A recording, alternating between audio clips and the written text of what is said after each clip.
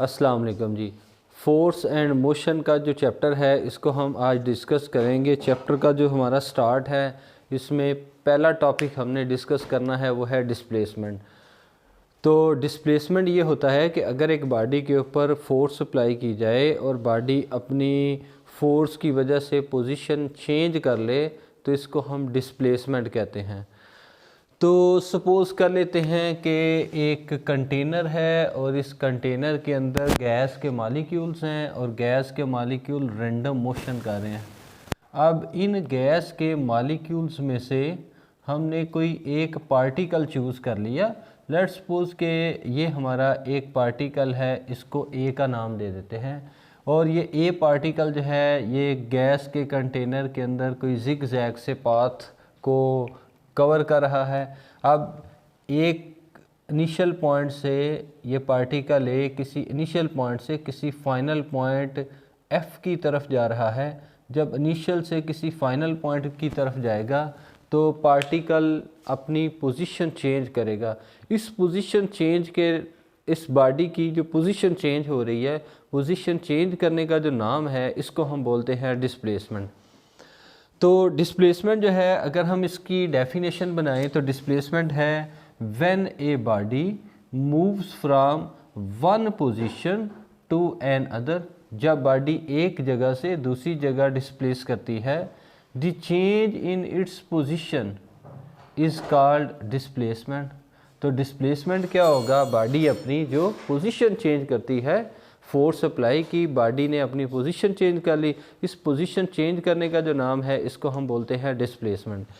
Suppose कर लेते हैं कि एक हमारे पास यही जो गैस का हमने पार्टिकल लिया है जिसने एक जिग जैग सी मोशन की है। इस जिग जैग मोशन को मैंने एक्स और वाई प्लेन के अंदर जो है ये शो कर दिया और बॉडी जो है वो इनिशियली किसी पॉइंट ए पे है, उसके बाद जो है ये किसी पॉइंट बी पे जा रही है, उसके बाद किसी पॉइंट सी पे जा रही है एंड सो ऑन। तो ये जो हमने 3 पॉइंट्स लिए हैं, इन 3 पॉइंट में से हम किसी 2 पॉइंट को देखेंगे और इन 2 पॉइंट के ऊपर हम बॉडी की पोजीशन जो है वो डिस्कस करेंगे। अब सपोज़ अगर पार्टिकल ए से बी पे जा रहा है तो ओरिजिन से ए पॉइंट का अगर हम फासला बनाएं तो ओरिजिन से ए पॉइंट का जो फासला हम ड्रा करेंगे इसको हम लिखते हैं किसी पोजीशन वेक्टर से। अब इस पार्टिकल की पोजीशन ए पॉइंट पे वो है R1 और R1 पोजीशन वेक्टर। अब मैं अगर इस पार्टिकल को देखूं किसी नेक्स्ट पोजीशन B पे तो O से B, ओरिजिन से B का फासला इसको हम नाम दे देते हैं R2। तो 2 वेक्टर मैंने ड्रा कर लिए, एक वेक्टर जो है वो है OA और एक वेक्टर जो है वो है OB। अब एग्जांपल जो है ना वो है, एग्जांपल में है consider a body is moving along a curved path as shown in figure. एक कर्व्ड पाथ में पार्टिकल मूव कर रहा है with A as its initial position. Particle जब किसी इनिशियल पोजीशन पे है तो वो है A and B as its final position, और फाइनल पोजीशन पे जब बॉडी जाएगी तो उसको हम नाम दे देते हैं B. If R1 is the position vector of A. जब पार्टिकल ए पॉइंट पे है तो इसका पोजीशन वेक्टर इसको हमने R1 से शो कर दिया and R2 is the position vector of B. B point पे जो पोजीशन वेक्टर है वो है R2।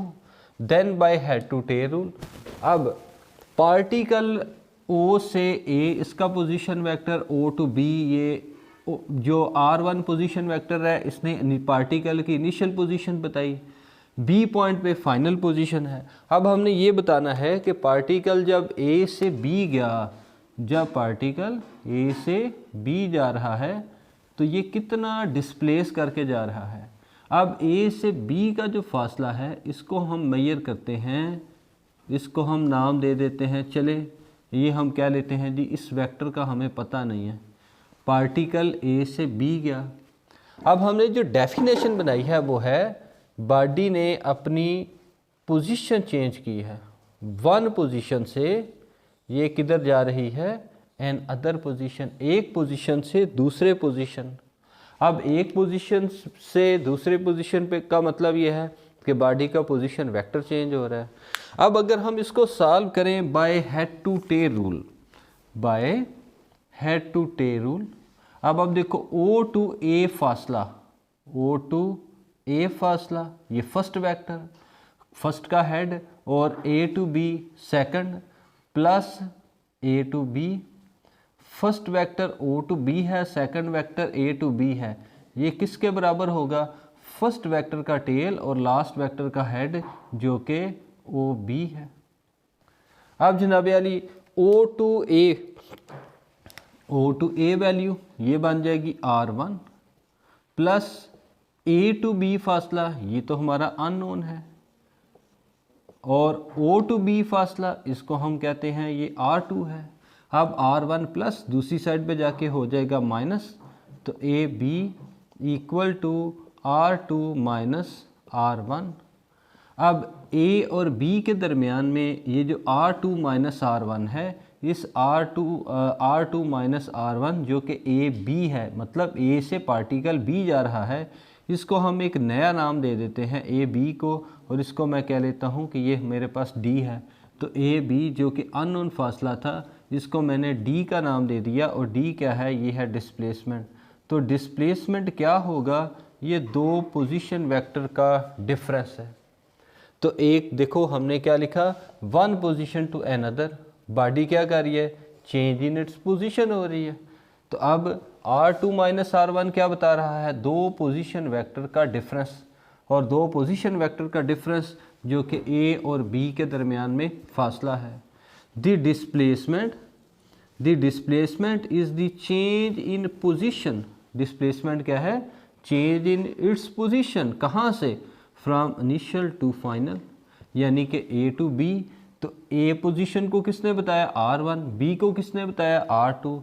तो ये जो हमने मैथ निकाली है, ये जो फार्मूला निकाला है, इस फार्मूला ने हमें क्या बता दिया? दो पोजीशन वेक्टर के दरमियान का जो डिफरेंस आया है, ये हमारा डिस्प्लेसमेंट है। अब अगली बात यह है कि अगर हमारे पास बॉडी डिस्प्लेस करके जा रही है, और बॉडी डिस्प्लेस करके जा रही है, और A और B के बीच में ये कर्व पाथ नहीं बना रही, बल्कि A और B के बीच में अगर बॉडी एक स्ट्रेट पाथ बनाए, सपोज X और Y प्लेन, और ये ओरिजिन, और पार्टिकल कहाँ पे है? A, और इसने फिर किधर जाना है? B। और अगर पार्टिकल A और B में ट्रैवल करके जा रहा है A टू B, और पार्टिकल स्ट्रेट लाइन बना रहा है, अब O से A का फासला, O से A का फासला, इसको हमने लिखा R1 से, O से B फासला, इसको हमने लिखा R2 से। अब देखो फर्स्ट वेक्टर OA, इसका हेड मतलब R1, plus second vector A to B जो कि D है, equal to O to B जो कि R2 है, और D किसके बराबर है? R2 minus R1। R2 minus R1 किसके बराबर? D के बराबर। अब इस केस में देखो A और B के दरमियान में हमें एक स्ट्रेट लाइन मिल रही है, और यहाँ पे भी A और B के दरमियान में एक स्ट्रेट लाइन मिल रही है। और स्ट्रेट लाइन क्या होता है? ये शॉर्टेस्ट पाथ होता है। तो हम यहाँ से ये भी कह सकते हैं कि जो शॉर्टेस्ट पाथ है वही हमारा डिस्प्लेसमेंट है। द डिस्प्लेसमेंट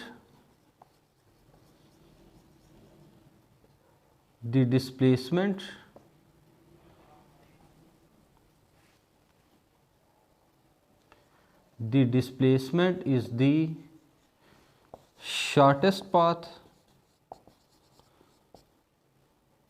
डिस्प्लेसमेंट क्या है? Shortest path. क्यों शॉर्टेस्ट पाथ? क्योंकि हमारे पास एक स्ट्रेट लाइन बन रही है।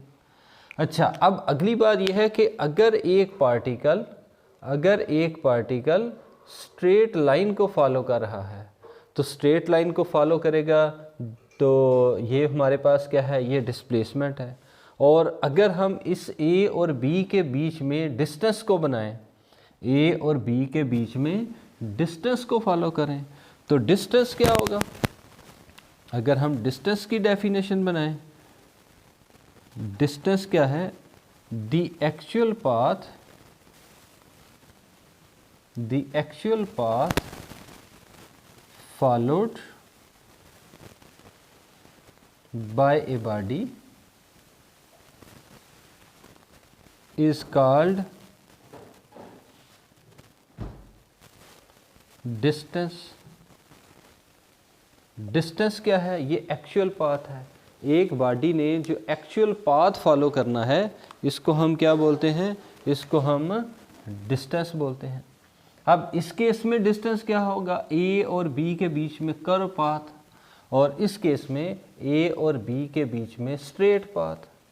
अब सेकंड डायग्राम में ए और बी के बीच में जो स्ट्रेट पाथ है ये डिस्टेंस है, और इस स्ट्रेट पाथ जिसको हमने शॉर्टेस्ट पाथ का नाम दिया है ये डिस्प्लेसमेंट भी है। तो इसका मतलब ये है कि अगर एक बॉडी स्ट्रेट पाथ को फॉलो कर रही है तो जो उसका डिस्टेंस होगा वही उसका डिस्प्लेसमेंट होगा। If a body moves along straight path, then its distance and displacement coincide मतलब मैच कर देंगे। जो डिस्प्लेसमेंट होगा वही डिस्टेंस होगा। तो ये था जी बच्चों हमारा एक छोटा सा टॉपिक। Thank you.